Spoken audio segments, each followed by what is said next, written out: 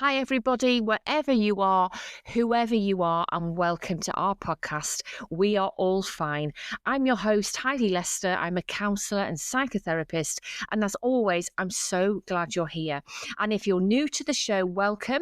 FINE, We Are All Fine, is an acronym for flawed, insecure, nervous, and emotional. Because yes, we're all feeling those things some or most of the time. So my aim as a counsellor and psychotherapist is to give you a space where you can just relax, listen with your ears about my counselling years. I've been counselling for decades and decades, and I want to share as much as I can with you to make being flawed, insecure, nervous, and emotional as okay as it can be. This week, we're diving into a topic that seems to be everywhere, self-improvement. You've probably seen it in the endless posts and books and videos promising to help you become that best version of yourself. But I'm going to ask you this, what does that actually mean? And what if self-improvement didn't have to mean fixing yourself, but rather coming at it from a different angle, understanding yourself? Because here's something I see all the time in the counselling room. People are exhausted from trying to be better.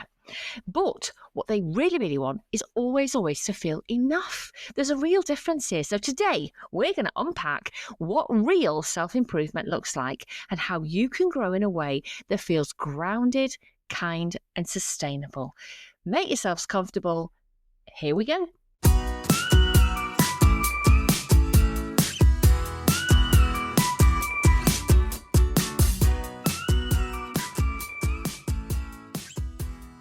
So what does self-improvement really mean? It isn't about striving to be perfect. No, it's not. It's about learning, growing, and becoming more aligned with your values. It's about understanding why you do what you do, how you respond under stress and pressure, and what helps you thrive. And often we chase that change from a place of lack. How many times have you said this to yourself? I'll be happy when I've lost weight, or I'd be really happy if I got that job. If I could stop overthinking, everything would just feel fine. But that mindset keeps us in a loop of never enoughness. So hear this, what if instead we approached personal growth from a place of self-respect, not punishment? Now, what if improving yourself was less about pushing harder, but more about listening closer? From my opinion, true self-improvement isn't a race, it's a relationship with yourself. And like any healthy relationship, it has to be built on three things: trust, patience, and compassion. So I've got 5 pillars. Number 1, self-awareness. You can't change what you don't understand. So take time to notice your patterns. How do you respond when you're stressed? How do you speak to yourself when you make mistakes? This self-awareness is like turning on a light in a dark room. You can finally see what's there. No judgment, shadows, everything. I can see everything in this room now, and I'm going to accept it without being critical. So a tip for you to look at your self-awareness, try journaling or just reflecting for a few minutes at the end of every day and ask yourself this: what felt good today and what didn't? Tip number 2, self-compassion. Any growth is messy. You will take some steps forward, of course you do, but always feel like you're going backwards, don't you? That's normal. When you stumble, because you will, try saying things to yourself like, it's okay, I'm learning, I'm doing my best. I'll go again. I'll try this again. Self-compassion is not about being weak. Lots of people think that. They think it's quite selfish to give themselves self-compassion. It's not. It makes you resilient. It makes you smarter. It just makes you feel, I think, more in control of your emotions. We're all too busy telling ourselves we're never good enough, we're awful, we're rubbish, we're this, we're that. Self-compassion wipes that away. Tip number 3, pillar number 3, emotional regulation. You need to learn to sit with this discomfort without reacting or spiraling or going down those rabbit holes.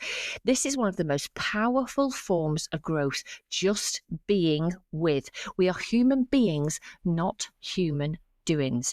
So when you feel triggered, pause, take in a breath, and ask yourself this: what does this feeling need? Pay attention to your body. It's trying to get your attention. These feelings are there for a reason. Instead of trying to get, how do I get rid of it? What make this go away? I'd hate being anxious. Stop. Please stop. Take a breath, pause, be with that emotion, because I tell you now, it will pass. And the more you can be comfortable with the uncomfortable, that is how you can learn to emotionally regulate. Pillar number 4, values and purpose, I've called this. Growth without any direction is going to give you burnout. So ask yourself this: what matters to me? Maybe it's connection, honesty, creativity, peace. For me, what matters to me is silence and stillness and calm. I try to be content rather than happy. Happy, yeah, I am happy. I can get moments of it, but I feel contented and fulfilled. I think that brings me a deeper level of purpose. So when your daily actions line up with your values, you naturally start feeling more confident and more fulfilled. Let me give you that last pillar: action and consistency. Always know this. Small, steady steps beat those grand plans every single time. You don't need a complete life overhaul. You just need one intentional step forward. Self-improvement, that's when it happens, in those moments, when you choose the rest, or set a boundary, or speak up, or say no, or be assertive, or be kind to yourself. Every single tiny little action you take there with consistency, that's you self-improving. That is you becoming more solid, authentic, congruent version of yourself. And I tell you, that's where peace and fulfillment always lie. Let's now talk and explore what some myths that I know are out there. I've said them myself. I hear them in my office. Let's take a few moments to look at some myths that are holding you back. Myth number 1: self-improvement means you're broken. I hate this. It means there's something wrong with you. No, it's not. This is one of the most common and damaging negative self-beliefs. Many people will approach self-improvement as though they've got a problem. They need to fix something. But no, that's not true. You're not broken. You're growing. You're moving into a different part of yourself. So growth isn't about getting rid of those other parts. It's not. It's about understanding them. It's about nurturing your potential, healing those old patterns, and becoming more aligned with who you already are. You just can't always connect to it naturally. When you start from a mindset of I'm not enough, every effort to improve reinforces shame. But when you start from a place of self-acceptance, I am who I am where I am, all of those things, your growth, my goodness me, will become so empowering. Real improvement doesn't come from rejection, it comes from compassion. So try this. Ask yourself, am I trying to grow because I feel broken, or because I believe I'm worthy of more?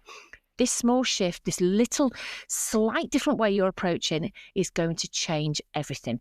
It's not because I'm broken, it's because I believe I'm worthy of more. Myth number 2, you have to be productive to be improving. No, you don't. We live in a world that worships busyness, faster, harder, bigger, brighter. If we're not doing, achieving, or checking boxes, we often feel like we're falling behind. But growth doesn't only happen in those motions. No, it's sometimes, and it usually happens in the stillness. Rest, reflection, and healing are forms of progress too. Taking a step back to process your emotions, reset your nervous system, or simply breathe, that's self-improvement right there. Because what's the point of constant productivity if it's fueled by burnout or fear? The truth is, slowing down is often what allows you to move forward with clarity. Your body and mind need downtime to integrate what you're learning and make space for that new growth. So a little tip, ask yourself, am I measuring my progress only by what I've done, or by how I've grown inside? And my myth number 3, confidence comes after success. We tend to think, I'm going to feel more confident when I've achieved X, Y, or Z. But actually, the truth is the opposite. Confidence doesn't come after success. Success comes after action. Confidence is built through repetition. You're teaching your brain, I can handle this, I've got this. Waiting for confidence before you take action is like waiting to feel fit before you even start exercising. It doesn't look like that. You build self-trust by doing things. Ask yourself this: what's one small thing I can do today, even if I don't feel ready? Then do it scared. And just think about this: what's the worst thing that's going to happen? You will deal with it. Go through those emotions, sit with that uncomfortable feeling, and push yourself. This is development. So now you have 5 pillars of things you can do to create that meaningful, lasting change, to improve yourself. And we've dispelled and we've completely got rid of 3 myths that I think may have been holding you and your self-improvement back. Time for a little break. You catch your breath, I'll catch mine, have a think about what's landed. And when we come back, I'm going to share some small, meaningful steps that you can take this week when we finish this podcast to start building momentum and reconnecting with yourself. I'll see you after this. Welcome back to episode 36. And now we're going to look at how you can actually begin your self-improvement journey. First thing I'm going to suggest you do is choose one habit that supports you and your well-being.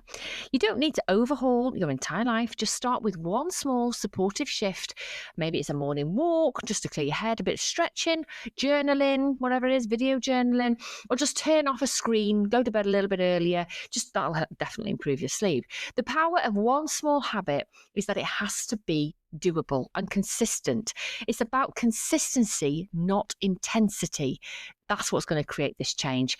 When you stick to something simple, you build self-trust. So you begin to prove to yourself, I can keep that promise to me. So whatever it is, however long it is, doesn't matter. Choose one habit that you can grow every single day or whenever you need to support your well-being.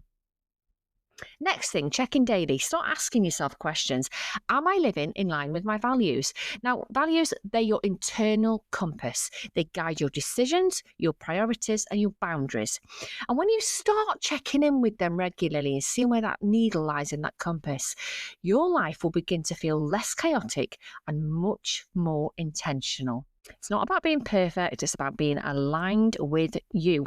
When your choices reflect what truly matters to you, self-trust naturally develops because you're living with that realness, that integrity of yourself. The third thing I'm going to suggest you do is this: practice some gratitude, not for perfection, but for progress.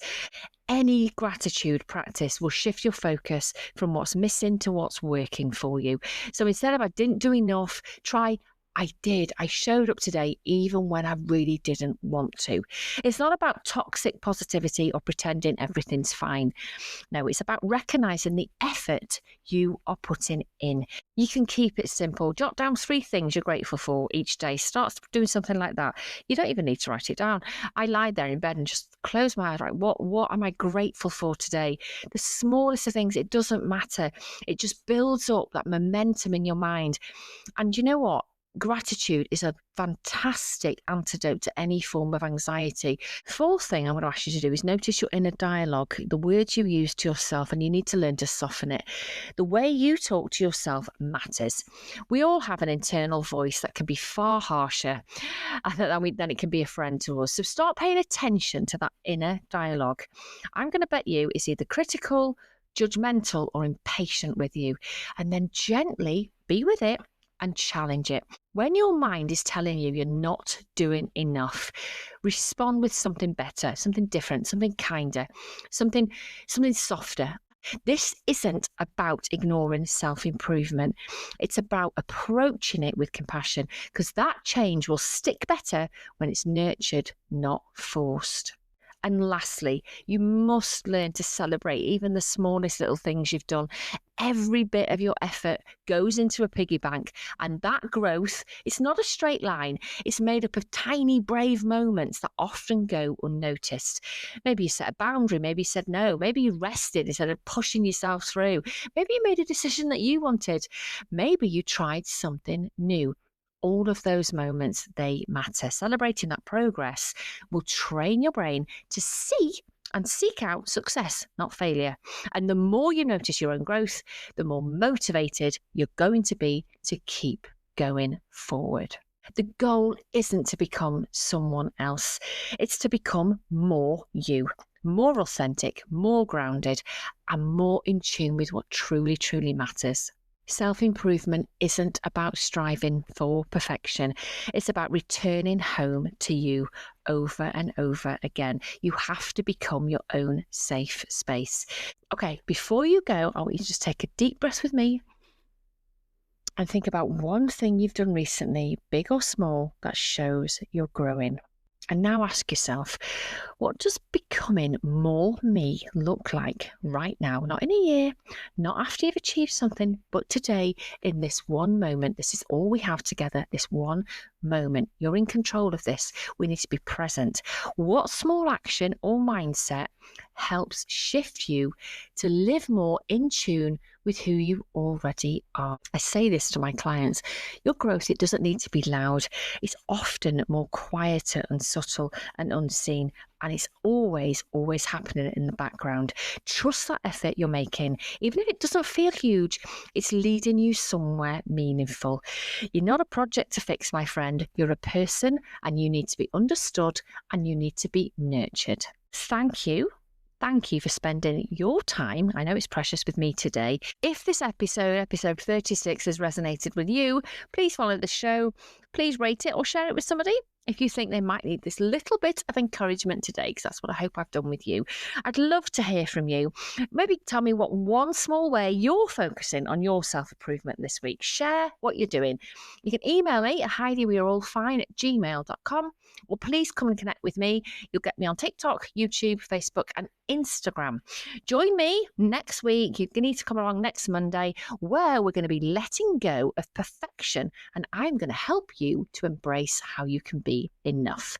Let's unpack that perfectionist trap that some of us are stuck in, the belief that you must get it right before you're worth anything. Explore with me how you can release those unrealistic expectations, and let's start celebrating your progress over being perfect. I am going to prove to you that you do not need to be perfect to be worthy. It's as simple as that. We are all flawed, insecure, nervous, and emotional, but always remember, be yourself. You are no one else.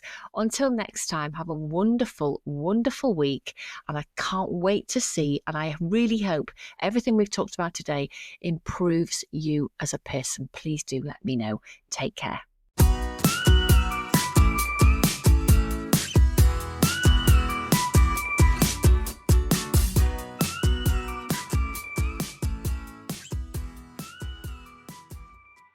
Finally, some important takeaways. The podcast is for informational use only and should not be used as a substitution for professional advice or for personal diagnosis. These opinions are personal, and I do not guarantee the accuracy of such opinions or information. I'm not intending to create a counselling relationship with you, and you should always consult a qualified mental health professional with any concerns.